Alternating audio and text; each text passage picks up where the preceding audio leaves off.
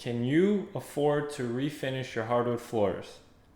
In most cases, yes, it's a lot cheaper than you think. I've heard that some people think it costs from $10,000 to $15,000 to refinish your floors, and that's simply not the case. For today, let's start using an example of a 1,500 square foot typical house that just needs to get resanded and shoe mold reinstalled. Now, before we get into the cost breakdown of that, let's see what could add on to the cost. If you have repairs that need to get done, some water damage, and what product you want to use.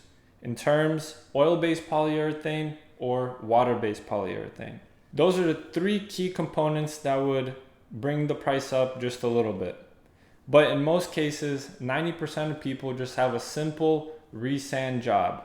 I wanted to ask you guys to comment down below if you recently had a sanding job done or a quote done to see how much square footage you have and what you were quoted or paid for, to help others around the country to know what they would typically pay for in their area. Now, going back to our example of a 1,500 square foot house, no repairs need to get done, just a simple sand and reinstall the shoe mold, you're looking at a $5,000 job, at least in my area.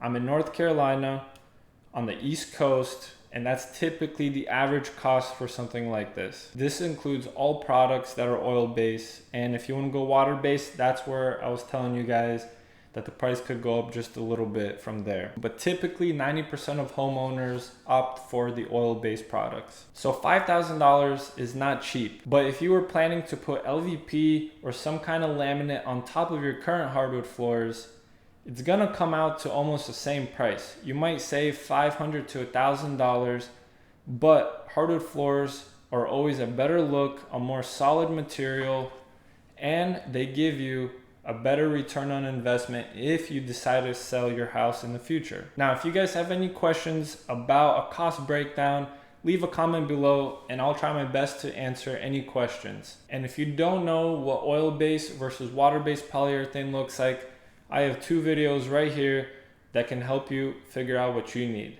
Thanks for watching.